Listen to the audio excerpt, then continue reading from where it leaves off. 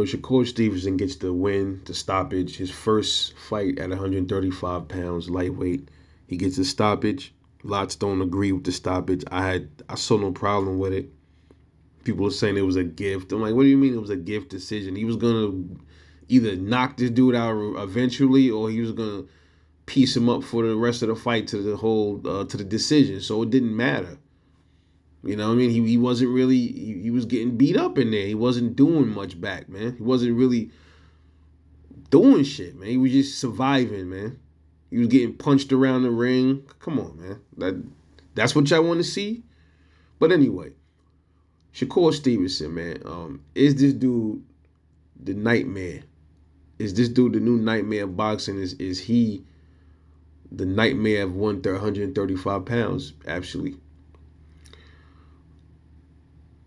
is this kid avoided? Because a few people already ducked the smoke with him when he already announced that he was coming to 135 pounds. He already had issues lining up fights with some of the top dudes as to why he fought Yoshino. They had to pull a dude from was he from Japan to come over here and fight him. That's a bad sign, bro.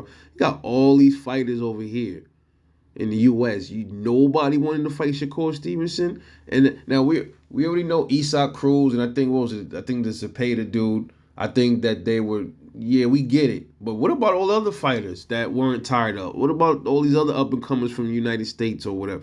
Nobody wanted to fight Shakur Stevenson. It's not good. That's not a good look. And I told people this. I said, look, y'all keep getting drunk off this power stuff if you want to. A lot of times, people are afraid to fight movers and boxers, for obvious reasons. They don't want to look bad out there. They'd rather take their chances with a power puncher than they would with somebody with craft like Shakur Stevenson. You know what I mean?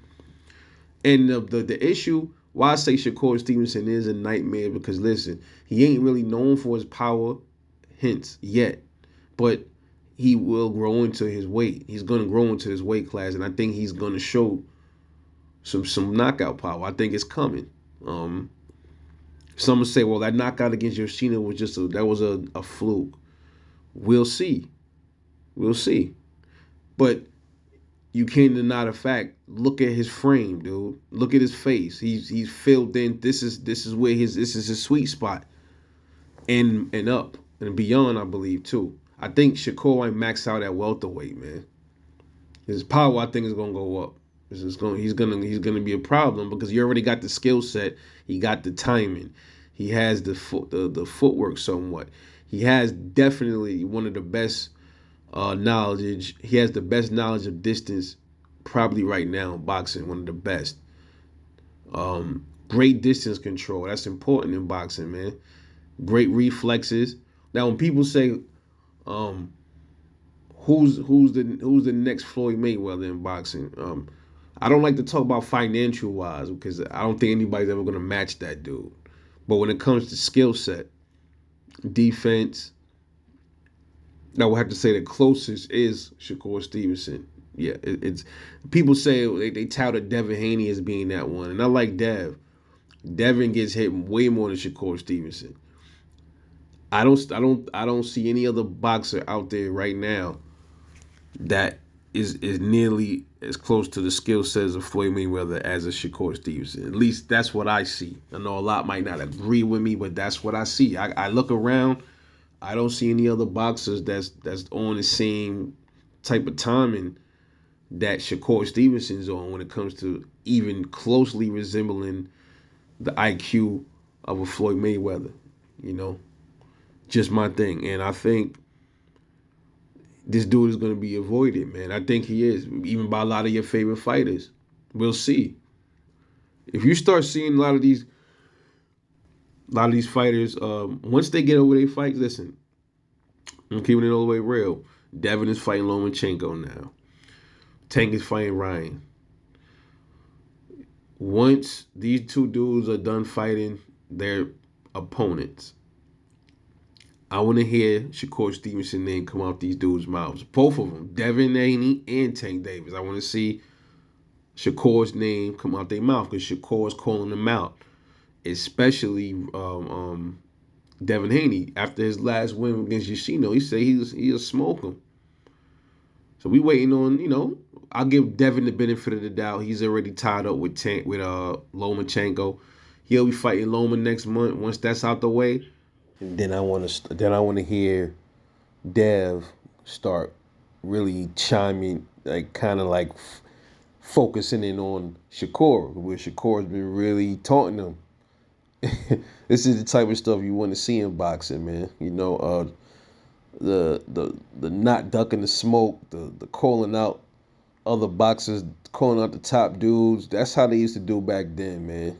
It wasn't all this other stuff about side of the streets and all this other stuff. It was all about, yo, you got what I want. I'm coming for the gusto. That's what it was all about back in the days, man. For the most part, there were ducks back then too, but now this is a new era full of fucking ducks, man. This is different now, man.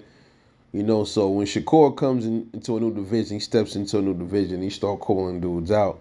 It's almost like a breath of fresh air, man.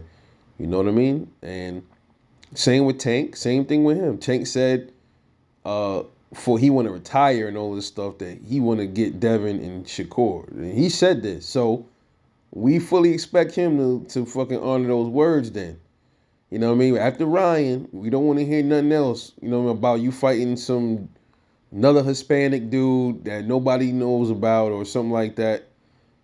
You got two brothers right there for you, Devin Haney and Shakur Stevenson. If you talking about you want to retire and all this stuff, okay, fight the best of the best of your division, which is Shakur Stevenson and Devin Haney, and maybe one other dude in there too, especially Devin, because Devin he's the champion. I mean, what are you boxing for? Just for money? I mean, isn't the goal of boxing also to have the straps? You know, that's one of the goals. The straps show that you accomplished something, right? I mean, so go for the person with the straps. It just so happened to be Devin Haney. So go after Shakur Stevenson. He's been calling you out too. You said you want to fight these guys, and we're gonna hold you to your word. Exactly. We'll see. So I also is also I'm reading comments where people are saying after this fight, why is Shakur so hyped for? Like he ain't really do much. This was a cab driver pretty much. He ain't ready for Tank. Yeah, watching this fight shows he ain't ready for Tank. Oh, it does? So watching Shakur Stevenson put on a masterclass against whoever it is, against an opponent he had to fight, and he looked good doing it. And not to mention, he's fought way better dudes than this Yoshino dude, and already, you don't think what you saw in the ring is ready for Tank Davis? Okay. Well, let's see it. Let's see it. I got a feeling if Tank Davis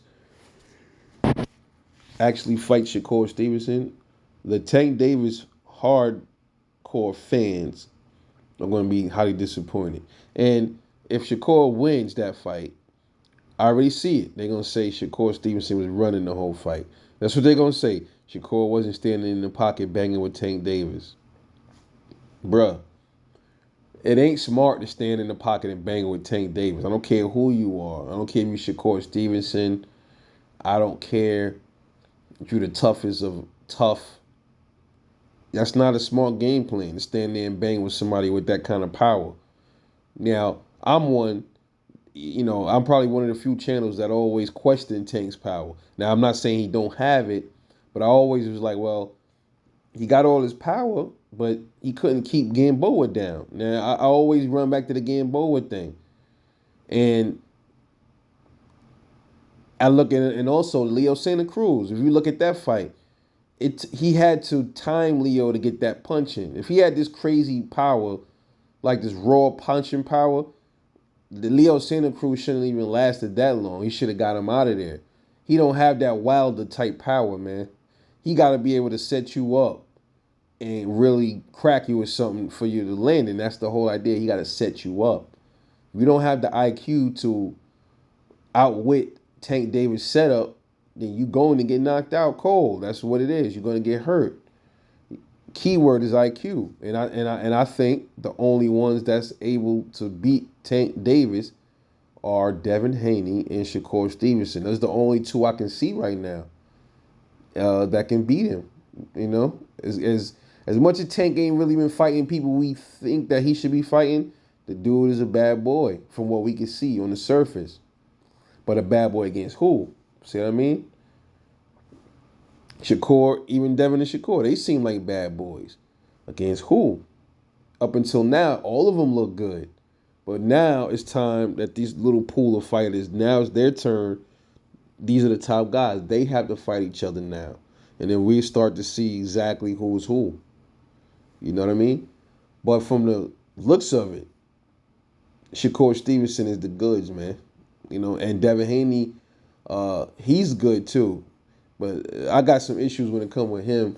When it comes to a lot of the holding in his fights and a lot of the ducking low, he's not really supposed to be doing a lot of that stuff in boxing. He gets away with it a lot. Others have pointed out. I've said something about it, but for the most part, you know, it is what it is. If he getting away with it, they not noticing it. Fuck it. But I think Shakur Stevenson is the most fundamentally sound out of all of these dudes right now, and I think he is a nightmare until somebody proves me wrong. If I'm wrong about this, then why aren't these dudes stepping up to the plate to prove me wrong? Let's see the fights. That's all I got, man. It's your boy Rebel Life Boxing. I'm gonna definitely see y'all in the next one. Peace.